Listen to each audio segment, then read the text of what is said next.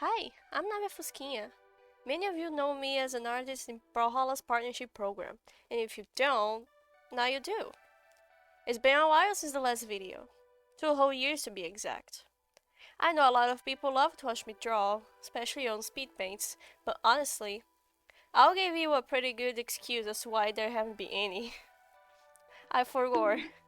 No, but really, there's a mountain of reasons involving personal life and my art career in general. But that's not the topic of today. Why did I decide to work on this video you're watching right now? Okay, let's build a short timeline. BMG announces to partners about the upcoming Battle Pass theme, Magical Girl. I am in love with this theme, but I'll admit I only read and watched Sailor Moon, so to me I was mostly excited about the aesthetic, space and magic. I managed to get an early look before everyone, and I lost my absolute mind over Prince Taros and everything the Battle Pass had to offer. However, I did notice some things were off and didn't quite make sense, such as the execution of certain cosmetics and strange choices that didn't quite fit the magical girl theme.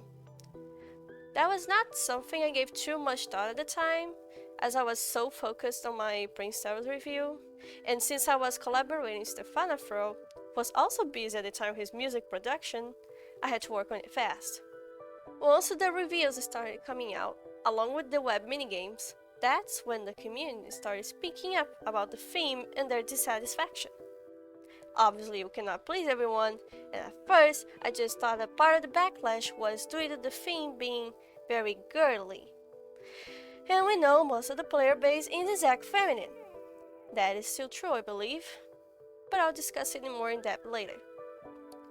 I didn't care and I enjoyed it all the same, but that lingering feeling that maybe this or that could have been drawn differently was still there on the back of my mind. Anyway, fast forward to the Battle Pass release, people are playing the game, leveling up tiers, unlocking cosmetics as time goes by, and then Twitter is banned in Brazil. Some of you may not know, but I am Brazilian. My username has a Brazilian Portuguese word on it, but you might not have caught it. Maybe because you couldn't read it or thought it was Spanish. I have an account on pretty much every social media platform in existence, but Twitter is where a massive amount of my income comes from, as well as being my best performing account in terms of active following and feedback on my art. Which means losing access to Twitter also made me lose a large part of the Brawlhalla community as well. That was where I could communicate with the players and see what everyone's talking about the most recent updates and news. With this in mind, I knew I had to do something, and start investing in a different approach to get back to the community. I thought about where Brawlhalla could have a large community, and well, as obvious as it sounds, Brawlhalla has always been big on YouTube.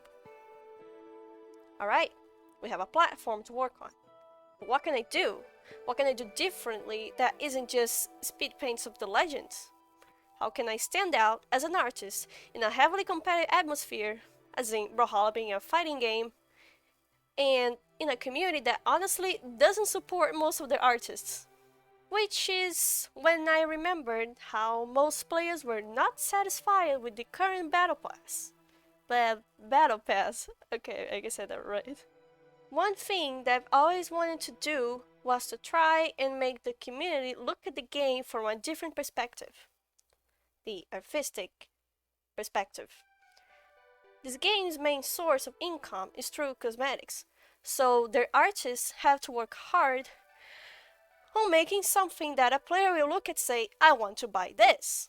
And as a partner helping a company promote the new in-game cosmetic, I try my very hardest to make the new items be as appealing as possible with my reviews.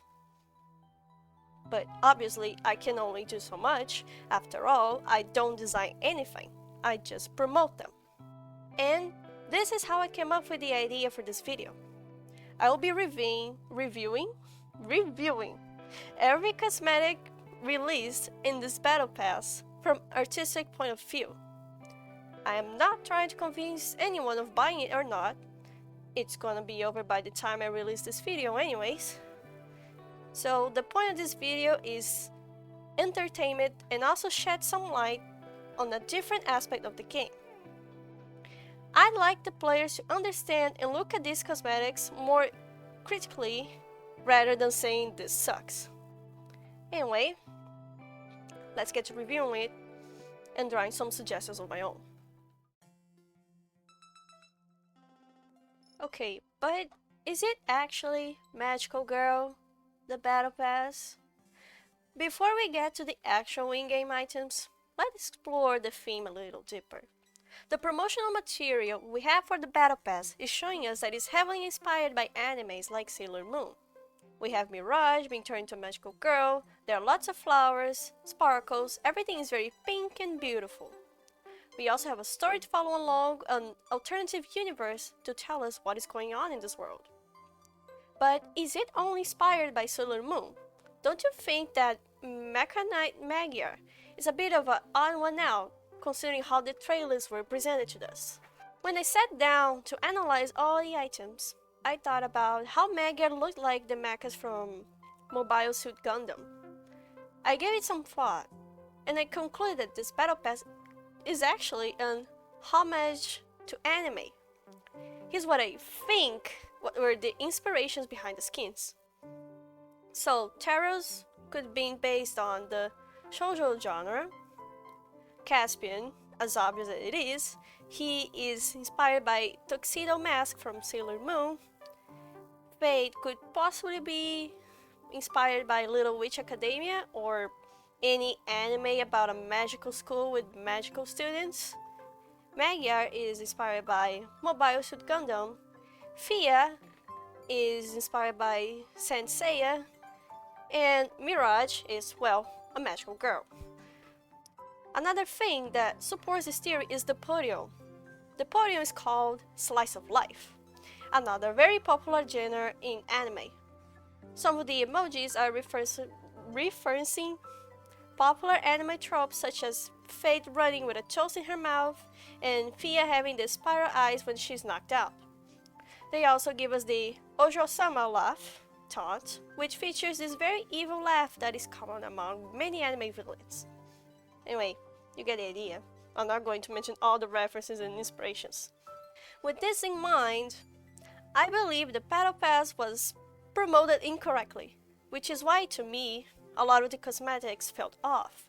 That didn't exactly fit with how they were promoting it in the trailers. Especially in that trailer with the talking cat. I'm never complaining about Paimon ever again. Speaking of, where did that cat come from? Did Fate give Butterscotch the ability to talk just for this one? Also, if you go to Audeline's Instagram, you'll find some unused animations for the animated trailers. It's such a shame they didn't make it to the final product.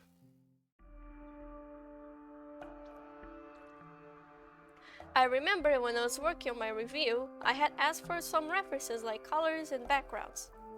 And the images that I received were the background images used for the minigames. You know, the minigames in mobile format from the webpage, yeah, those. Those images are good, I'm not complaining about the art, I mainly want to talk about the difficulty. I could not play those minigames. I'm sorry, I never touched a Toho game in my life. I only played the original soundtrack on Taiko. Taiko is easier than whatever the heck they had going on in the minigames for me. I'm just not sure if the difficulty really was amped up on those games or if I have a serious skill issue. They also looked kinda cheap and rushed to me, but at least the tiny character sprites were cute. Now the visual novel sprites. I have just one small criticism. They also look rushed. At first glance, they are pretty good, don't get me wrong, but as an artist, it just looks like a finished sketch. There are lines going over the other, and the color is going past the lines in a few places. And also the fact that it's obvious that 2 or more artists made these is kind of unappealing to me. Overall, they're good. The only character who didn't suffer this was Mirage. They actually put effort on her and they finished the illustration. I had decided to take upon myself and clean 2 of the sprites that were bothering me, Taros and Magyar. The others were good enough to pass. When I cleaned the sprite for Taros, what he had was mostly what I mentioned earlier about colors going over the lines, but I did notice a mistake. On the blue side of his shirt, the area between his arm and the collar was not blue, it was black. From afar, there isn't much of a difference, but you can really see it up close. Honestly, this didn't even take too long to fix, I just wish they put more effort.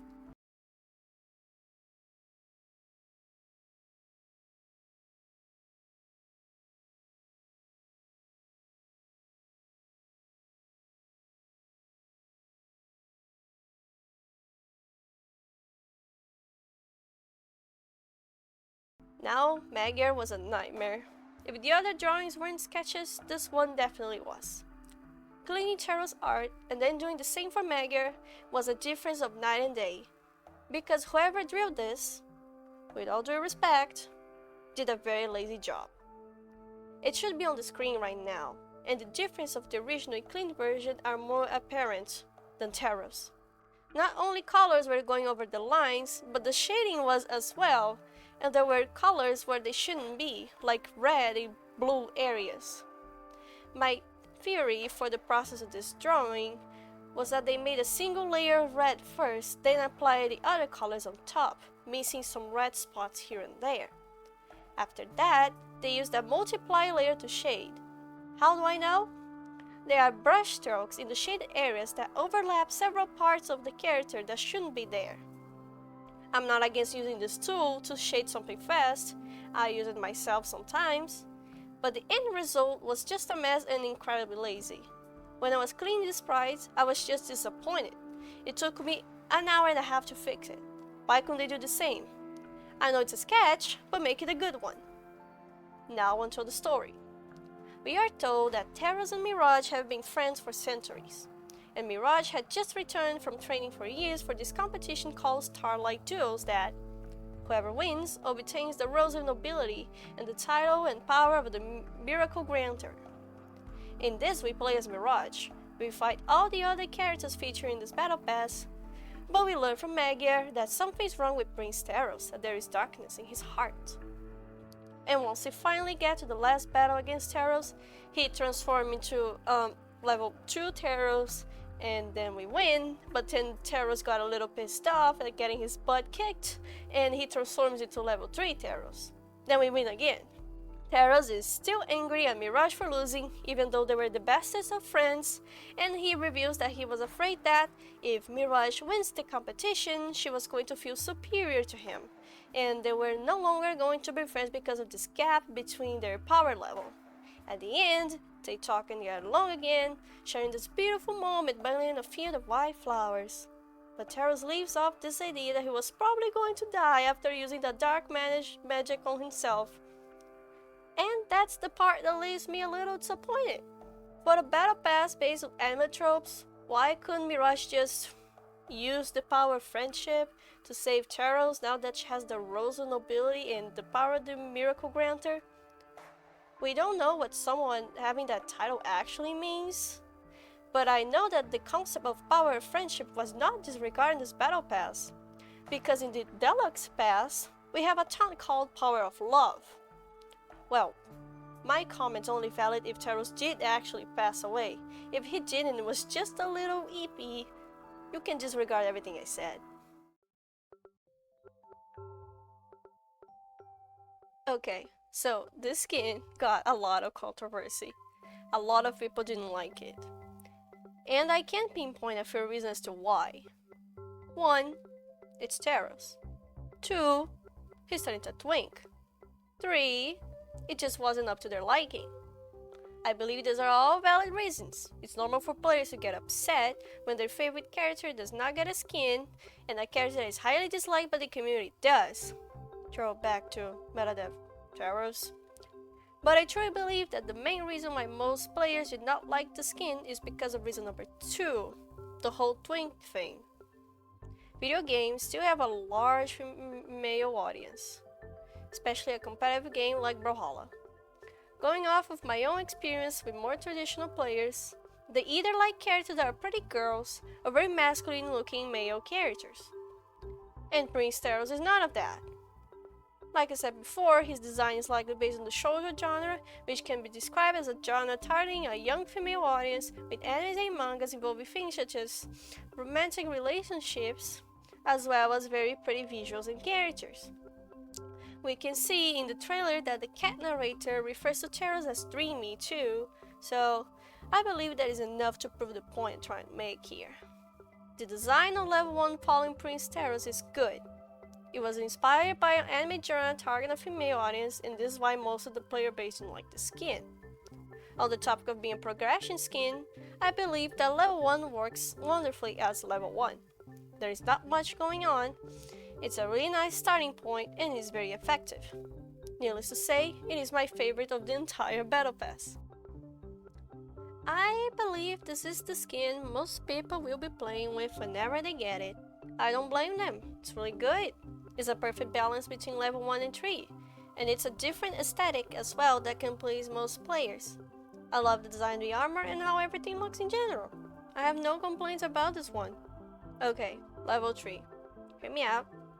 The skin is good, but I didn't test this out myself, but I truly believe that once you use other colors on the skin, it will look like default Teros but with some fire on his eyebrows.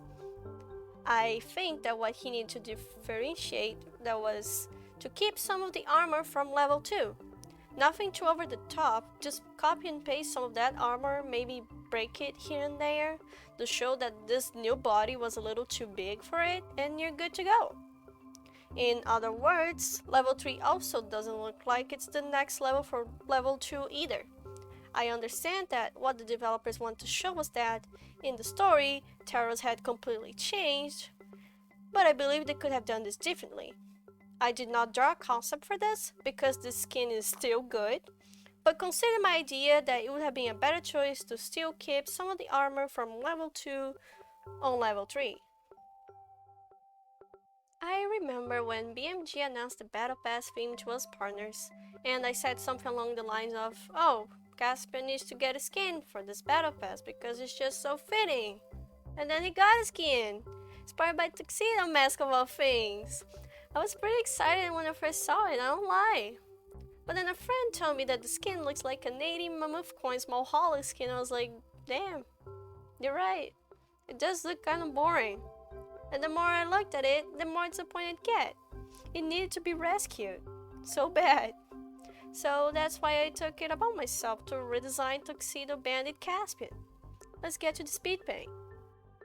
If you've known me for a long time, you've probably seen me draw Caspian more times than I can count. So I can confirm I'm more than familiar with this character. When I was doing my own research for inspiration for the redesign, I believed that what Caspian was missing was a lot of flair. I like to think he's very flamboyant and romantic, and the skin we got was too flat and boring.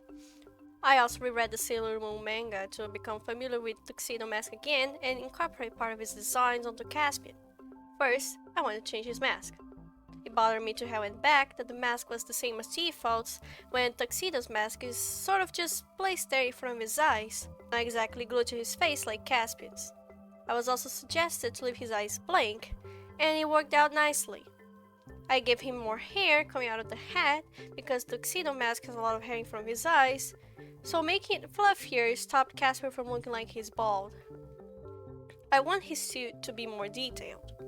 I know Tuxedo's suit isn't very detailed on its own, but it had small things I could incorporate into my redesign, like giving Caspian a white vest with a shirt underneath, and make those blue hearts a single one that is hanging from the buttons like a pocket watch. I tried to keep the star on his belt, and I know Caspian has stars on his default gauntlets, but I couldn't find a way that made sense with the design because it just was too out of place. I kept the heart shapes though because it made most sense. Overall, I just added some gold lines and buttons on the suit, and it seemed enough to fill in the empty space. I remembered how he had a blue rose on the minigames, so I gave him a crystal rose hanging under his bow tie. Now his hat was a little trickier, but the thing I knew that I wanted to do was change that feather. I hated that feather with a passion, so I made it look like a feather, not just some tuft. It could have been a tuft, but it wasn't a good looking tuft. I wasn't sure what to do with the hat at first, other than wanting to change its angle whenever I got around to translating my design to the game art style. So I looked into his weapons and I thought the katars were really neat. So I took whatever they had going on their design and implanted that onto the hat, which also helped getting another place to add the blue color into the redesign because it was a little unbalanced to have it only on his torso. For his pants, we'll see or saw already. I don't know what speed the video is playing right now, that I went for over it several times, but I settled on the most simple thing ever. Just open it up on the bottom a bit and add some buttons. Then it's perfect. We don't need anything else. Also, another thing I wanted to talk about. Why doesn't the skin that inspired by Tuxedo Mask have the cool big cape thing like they've been adding to the game lately? I'm not saying that Mega shouldn't have gotten it, I'm just stating the obvious here. There's literally an avatar in this battle pass of Tuxedo Bandit Casper with a long flowy cape. And I think that's such a lost opportunity. Could have looked so amazing. Anyway, that was my thought process. Here's how my concept would look like in game. What do you think? I know my style and designs can get too detailed sometimes, so I completely understand if what I made here could have been toned down a bit to fit into the game's art style more. But what I'm trying to show here is what we could have possibly gotten while still maintaining the same concept of the original design in mind. Now, Fate seems to be on the same wavelength as Caspian. When you look at her in the minigames, her design is actually kind of cute. But again, the execution in the game just failed to match. So what bothered me the most was her hair. For me, the skin looked lazy and thrown together without any thought whatsoever. Hell, I wasn't even sure what she was supposed to be. Just like Caspian, I took it upon myself to redo her design. Okay, so her hair. Let's get that out of the way. I gave her your classic anime air vents and stylized it so that it looked more like hair and less like a helmet. That is all. Her clothes bothered me because I was having a hard time trying to figure out what she was in the first place, and I couldn't tell much from the minigame's dialogue. I talked with people who were assuming things like maybe she's a researcher or a historian. I wasn't sure what the skin's name could imply. A friend said that Magi could mean that she was there to witness something great. Fate did mention something about preserving history in the minigame's dialogue, so it makes sense to her character in the original lore. There was that emoji of Fate running late to class with toast in her mouth as well. All of this leads me to conclude that she could be some sort of student.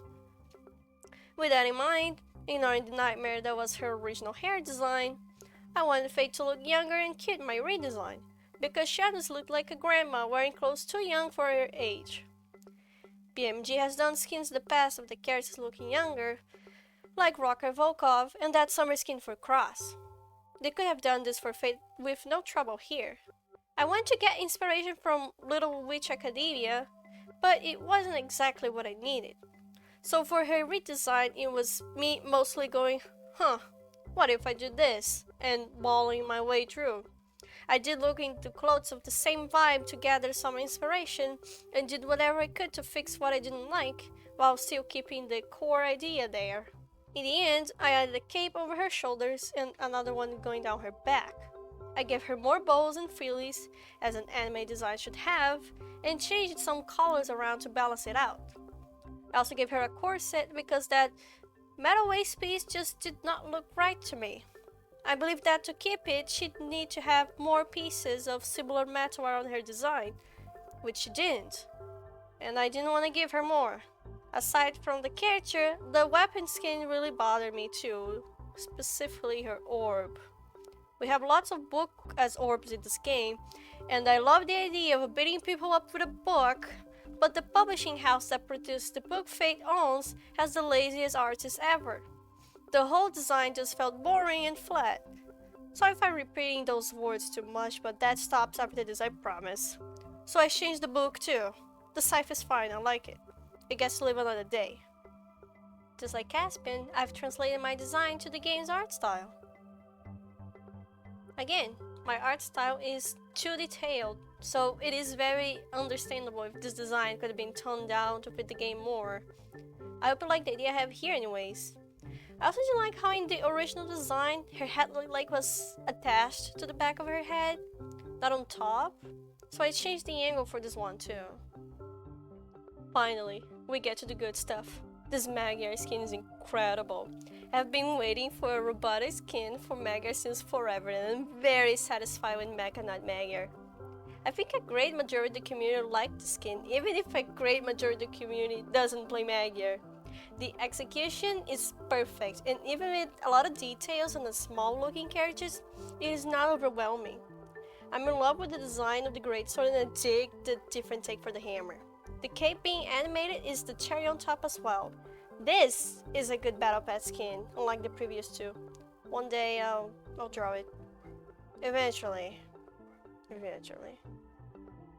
So the color palette for Starlit Fia was enough for this one to be another W for me. She looks great. The execution of it is phenomenal. I love her outfit, it looks comfortable. I'm very much digging the alicorn motifs on her design. I was a Pegasus sister back in the day, so this hits home for me. This is also a really good skin fit for a Battle Pass. Well done, devs. Now the star of the show, Miracle Magi Starlit Mirage. Well, that was a mouthful. In general, the outcome of the skin is incredible. I think they upped their game on animations for epic skins for her too. Have you noticed how her ponytail swirls like a ribbon? I also really like the new signature attack animations, which also happen to be ribbons. I only have a few complaints. I wish she had actual ribbons on her outfit to reflect her signatures. In addition, I also think her stockings could have been a nice dark purple instead of that crimson color. I also believe she had a problem similar to Fate, that she could have looked younger instead of having age marks on her face. On the promotional material, we have a Mirage, especially that splash art promoting the Battle Pass. She looks like a young adult. But honestly, overall, this epic skin is great. Pretty epic, I would say. My complaints are very minor things regarding changing the design, not the execution, because the execution is really good. It's definitely worth your money if you are a Mirage main. Good job, devs.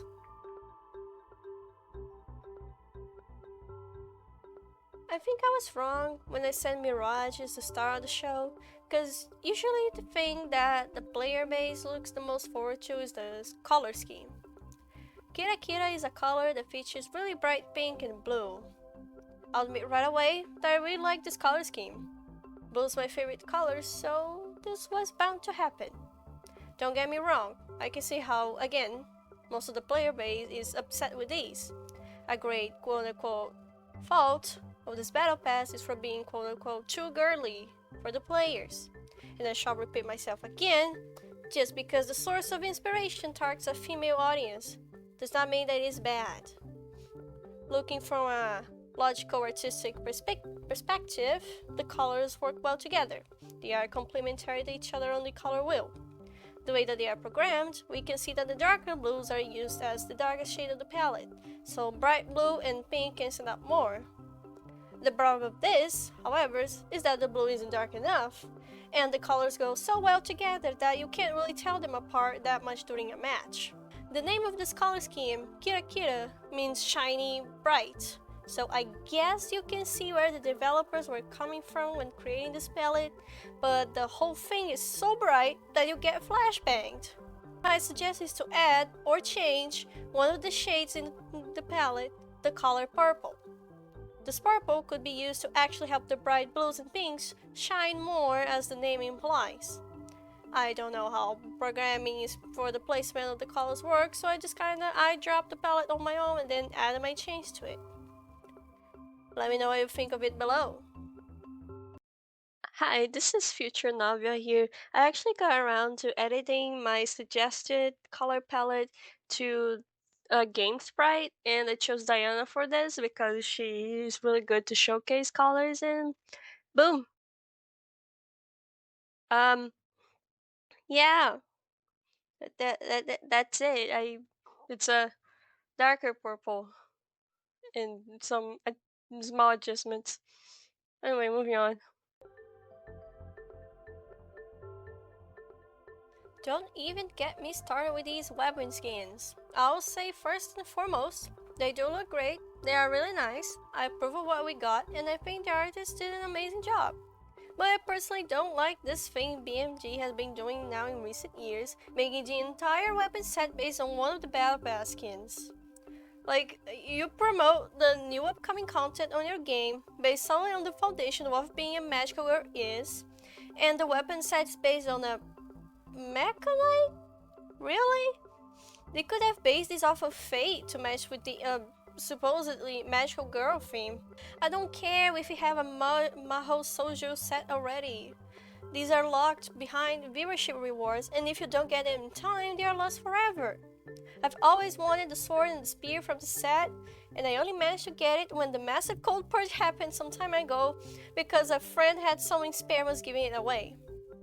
I would draw concepts for these, but weapon design isn't actually my forte, and also it says here on my notes, Future Navia, don't draw concepts for this, it is too much work.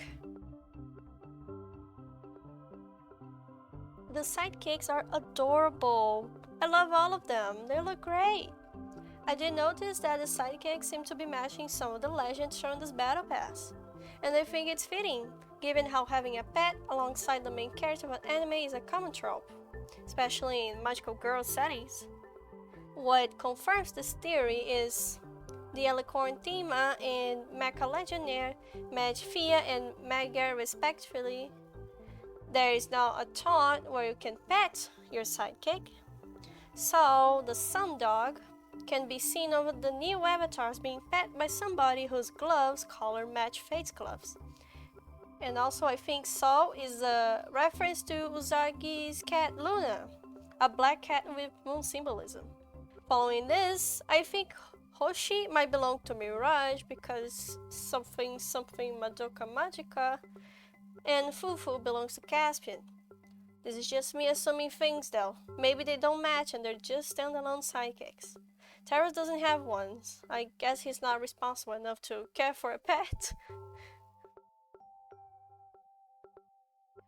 This is going to get controversial, but hear me out. The podium does not match the battle pass. Again, the art is absolutely amazing. It's a gorgeous podium and all levels are so pretty to look at, but I really think that this podium is extremely out of place. Like I said before, if the promotional trailers for this battle pass suggested something along the lines of, sorry, this is going to be cringe, Brawlhalla, but in anime, this podium would have fit right in. The new map has castles and flying boats with blue, purple, and pink color palette. You'd think we'd get something on the same vibe for the podium, but no, instead, anime cities in the 90s. I think this is one of the departments the artists at BMG never failed at, but at the same time I guess it's hard to screw these up. The avatars are cute, and I love how some of them have references to the character's story and personality. They are very funny, you won't disappoint with them. I really like Taro's emoji because of reasons I won't mention. Not for everyone, but it fits the theme, and it's gorgeous. I'm currently using it. They are all very simple, but surprisingly effective. I like them and the anime references. I love being able to pet my sidekick too. Absolutely gorgeous. Beautiful animation idea, zero complaints. It's one of the few things in the Battle Pass actually using a rose for the core idea. Very demure, very mindful.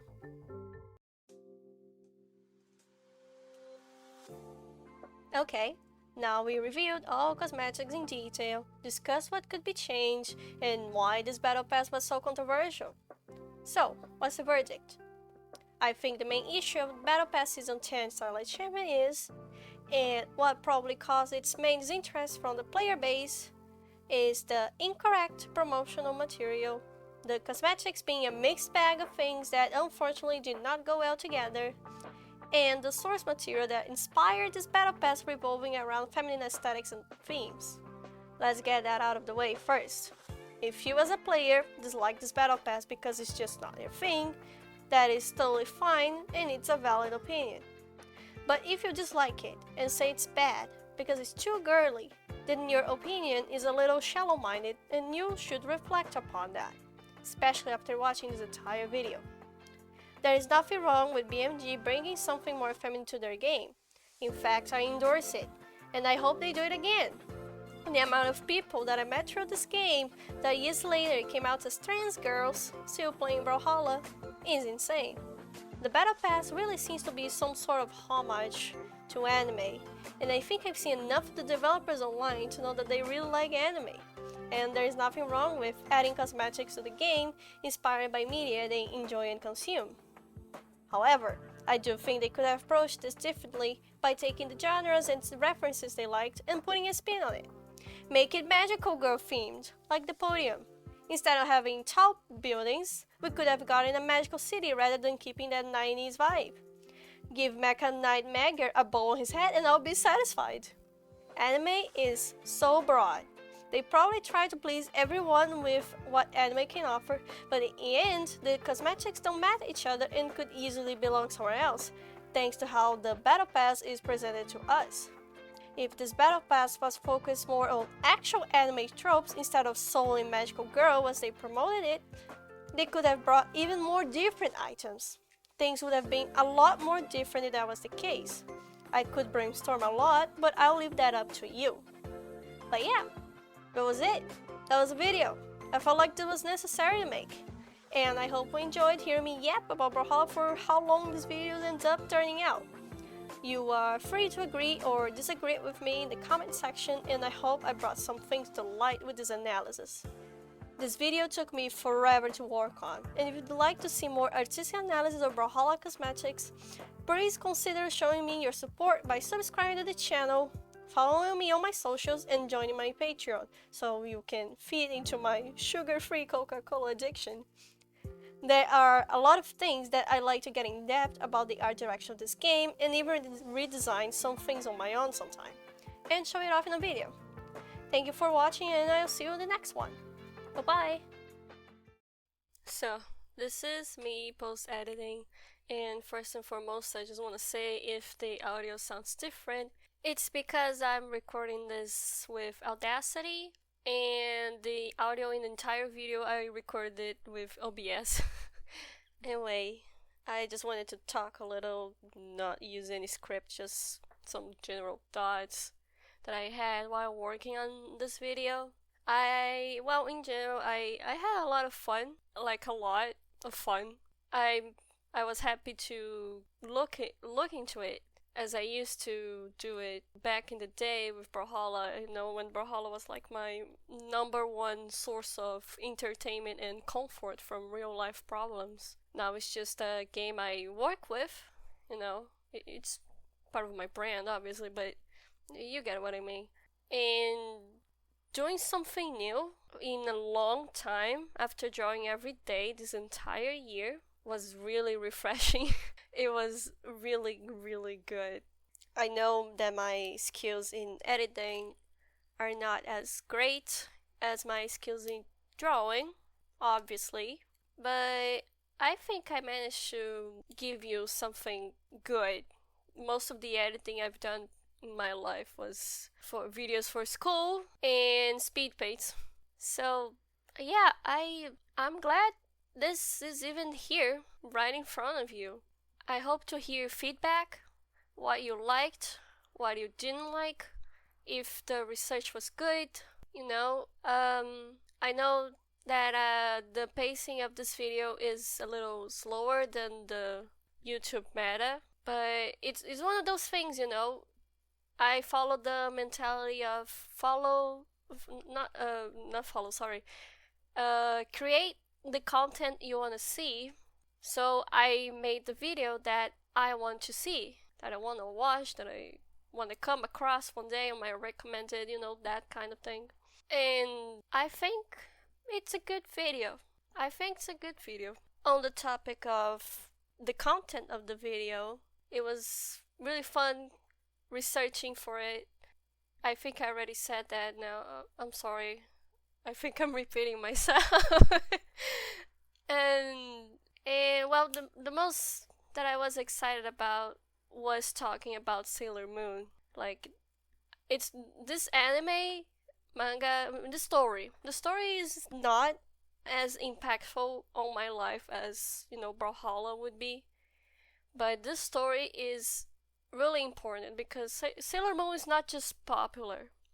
It's all about at the time it was made and how it impacted the world in animes and just people's lives in general. Because if I'm not wrong, Sailor Moon is a really old story, and at the time there was not a lot of women empowerment. And with what the creator wanted was to give women that empowerment through her story, and her story was successful. And seeing Sailor Moon influencing an entire battle pass in Brawlhalla is the same thing as the devs telling us that we like this, we approve this, we agree with this, and we want this in the game. So please don't like say something is bad just because the execution that we see in the game was bad. Like, I know I mentioned a lot that I felt like this battle pass was rushed in some places and could have done better, but in general I am really, really happy with this battle pass. Like, I really am. But anyway, I'd love to hear feedback. I'd love to hear what people think of this video. I'd love to see what they want to see from me, what I could do better, But anyway, it will be a while until the next video. The holidays are coming, and it's really important for me, the holidays, and I want to get back to my art. This video really took up a lot of time that I would put into art, so it's going to take a while until the next one, but I promise I will make videos if this one does well. That's really it. Thank you for watching, and bye.